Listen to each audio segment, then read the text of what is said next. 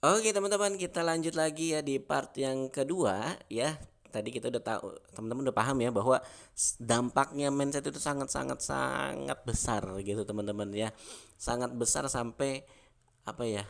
Itu penting banget gitu ya untuk teman-teman yang berkecimpung di dunia properti ya.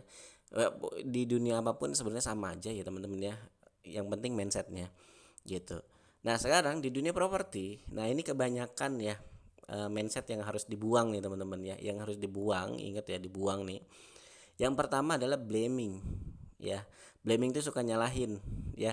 Gak bisa nyalahin mentornya, gak bisa nyalahin ini Facebook ini aduh ini error banget, ini emang nih aduh properti aduh digital ini gimana sih ini Facebook gitu kan ya, atau misalnya YouTube ribet banget gitu ya. Nah, itu blaming teman-teman ya. Itu banyak banget terjadi di dunia marketing properti. Jadi teman-teman harus dibuang. Jangan menyalahkan yang lain, jangan menyalahkan mentornya, jangan menyalahkan Facebooknya, jangan menyalahkan platformnya, jangan menyalahkan produknya gitu ya. Ada sering tuh, wah ini produknya kemahalan gitu ya. Teman-teman apa namanya? Karena gini, produk itu tergantung marketnya teman-teman, tergantung mindset teman-teman. Kalau teman-teman jualan produk murah, gampang. Gak pro apa namanya produk mahal, harganya tinggi. Tergantung teman-teman bidiknya siapa. Kalau teman-teman bidiknya orang murah ya dapatnya zong gitu ya teman-teman ya. Teman-teman pernah merhatiin nggak betapa banyak rumah mahal, rumah yang harganya puluhan miliar bahkan triliun laku gitu ya. Bahkan ada developer mengeluarkan produk itu sampai puluhan miliar ya. Itu laku di masa pandemi sekalipun gitu ya. Artinya apa? Dia tahu marketnya siapa. Jadi bukan salah produknya gitu ya teman-teman ya. Bukan salah ini cicilannya mahal banget, ini DP-nya mahal banget. Salah, bukan, jangan ngukur sama kantong. Jangan ngukur sama kantong kita, ukur kantongnya buyer, sesuaiin target bayarnya siapa gitu loh. Kita jangan mentarget sesuai dengan yang kita mampu. Target ya sesuai produk targetnya siapa gitu teman. Jadi jangan menyalahin, ini banyak terjadi seperti itu teman-teman ya. Nyalahin produknya, nyalahin harganya, nyalahin price listnya, nyalahin developernya, nyalahin agensinya, nyalahin apa namanya YouTube-nya, Facebook-nya, Facebook Ads-nya, Instagram, semuanya salah dia yang benar.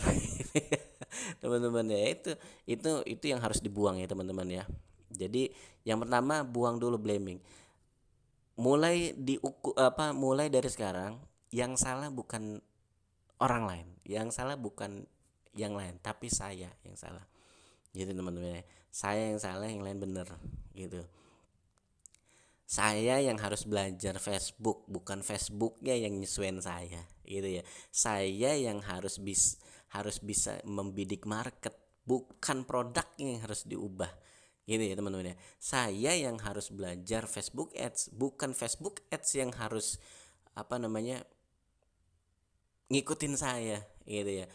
Saya yang harus belajar ke mentor, bukan mentornya yang harus nuntunin teman-teman gitu ya. Saya yang harus aktif gitu ya. Jadi harus apa namanya proaktif bukan reaktif gitu ya teman-teman ya.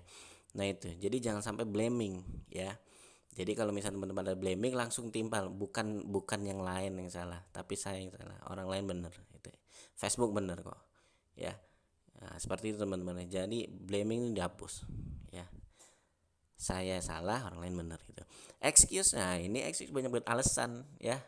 Wah, iya karena saya gaptek. Ya kalau gaptek belajar gitu loh teman-teman ya. Kalau gaptek belajar, saya nggak ngerti produk knowledge jadi pahamin gitu ya. Saya nggak tahu target marketnya dipelajarin, dipahamin apa namanya target marketnya gitu teman-teman.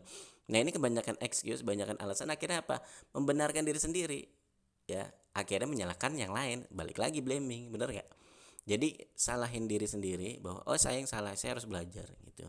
Nah biar nggak ada alasan, jadi jangan alasan tuh untuk blaming aja teman-teman ya, untuk menyalahkan orang lain, menyalahkan pihak lain. Justru jangan alasan tapi solusi bahwa saya salah ya, saya yang salah maka saya harus belajar, solusi gitu teman-teman, bukan bukan bukan alasan tapi solusi gitu ya. Ada denial. Nah ini denial juga gini, Wah, teman-teman gue pada kagak ada yang closing lah, gue kagak usah closing. Itu salah teman-teman ya. Ya kalau nggak closing, belajar biar closing gitu teman-teman ya. Jadi jangan jangan oh yang lain aja, oh iya karena pandemi, emang karena pandemi ini ya. Jadi ya wajar nggak closing, yang lain juga banyak yang closing. Bukan begitu, tapi saya belajar gitu loh. Jadi jangan nyalahin pandemi. Dan masa yang lain, emang teman-teman nggak mau closing, pengen closing udah biarin aja, yang lain nggak closing mah itu jangan ikutin mindsetnya gitu ya teman-teman. Nah ini jadi teman, 3 mindset ini yang harus dihapus ya teman-teman ya. Ingat ya teman-teman ya, belajar pertama, saya yang salah, orang lain yang benar, maka saya tidak ada alasan gitu ya. Saya yang salah, orang lain benar, maka saya harus melakukan A B C, itu solusi teman-teman ya, agar saya tidak sama kayak yang lain. Paham teman-teman ya? Saya gaptek ya. Maka bukan teknologinya yang salah, saya yang salah. Maka saya harus belajar. Gitu teman-teman ya. Agar saya bisa closing, nggak kayak yang lain. Yang lain nggak closing nih. Ya, teman-teman harus closing gitu ya. Paham ya teman-teman ya? Jadi jangan ini saling berkaitan. Kalau kita menyalahkan, oh gara-gara pandemi nih, ya kan? Akhirnya alasan kan menyalahkan. Ya udah biarin lah, emang pandemi, yang lain juga nggak closing, kan gitu. Ya, denial kan itu. Nah, teman-teman dibalik. Saya yang salah, saya harus belajar. Ya, saya harus belajar, saya siap belajar. Maka saya solusinya udah belajar. Deketin mentornya, tanya mentornya. Akhirnya saya bisa closing, nggak kayak yang lain. Gitu teman-teman ya, paham ya? Nah itu dia teman-teman, itu mindset yang harus dibuang dan apa yang harus ditanam ya. Terus kemudian mindset yang perlu ditanam adalah ownership, bahwa ini adalah bisnis teman-teman, ini adalah kerjaan teman-teman, ini adalah jiwa yang teman-teman ada di sini gitu ya teman-teman. Ini adalah grupnya saya gitu loh, maka saya harus ikut mengaktifkan grup gitu loh. Saya harus harus meramaikan grup, biar apa? Biar teman-teman juga vibrasinya sampai ownership gitu ya. Ayo teman-teman semua kita semangat. Walaupun kita sendiri, nanti misalnya saya nih, saya biar sendiri berteriak-teriak, ayo semua semangat semangat semangat gitu ya. Yang semangat tuh bukan teman-teman aja. Sebenarnya saya sedang menyemangati diri sendiri, benar ya. Makanya kata Allah tuh, berbuat baik maka kebaikan itu akan kembali. Kalau berbuat buruk ya kembali, buruk itu akan kembali gitu ya. Artinya kita menyemangati teman-teman di grup, maka teman-teman akan semangat sendiri. Akhirnya teman-teman yang punya energi positif gitu ya teman-teman. Nah itu dia teman-teman ya, accountable ya, sama responsible gitu ya. Teman-teman bertanggung jawab gitu terhadap teman-teman mau capai apa nih. Accountable tuh jadi teman-teman mau mencapai apa, teman-teman mau closing pribadi, yaitu teman-teman bertanggung jawab terhadap closingnya sendiri. Saya pengen closing tiap bulan segini, maka teman-teman bertanggung jawab apa, ya harus ngiklan, harus ini, harus konsultasi, deketin mentornya, tanya terus gitu ya, ikutin pelatihannya, mumpung di sini gratis teman-teman ya. Nah itu diikutin teman-teman. Responsible, bertanggung jawab, apa yang saya harus lakuin ya. Nah itu teman-teman ya. Nah seperti yang di kita itu, uh, kita semua belajar ya, termasuk saya pribadi juga belajar, karena kita semua pasti belajar sampai liang lahat. Belajarlah dari buayan sampai liang lahat ya. Learning. Jadi kita belajar, sharing ya, berdakwah ya, berbagi ilmu ya. Jadi teman-teman kalau misalnya ada yang nggak ngerti, ini saya bantu jawab gitu ya teman-teman ya. Nah terus kemudian fokus action ya, kemudian earning, berpenghasilan gitu ya. Nah ini moto kita teman-teman ya, learning, kita belajar, sama-sama belajar. Saya masih belajar juga sama teman-teman ya, saya juga sering belajar sama teman-teman ya kalau ada ilmu baru gitu ya. Jadi saya bukan berarti yang paling bisa, bukan. Saya hanya mengamalkan yang kedua, yaitu sharing ya, berbagi gitu ya. Saya punya ini, saya bagi gitu loh.